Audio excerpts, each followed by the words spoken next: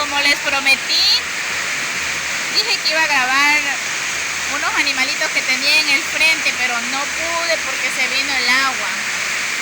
Está que llueve mucho, mucho, mucho por acá, está todo mojado.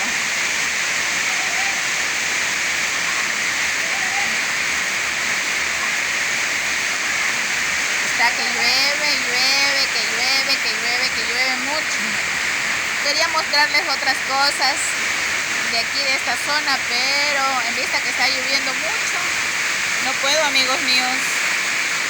Pero ya mañana les tengo muchas sorpresas, te lo aseguro.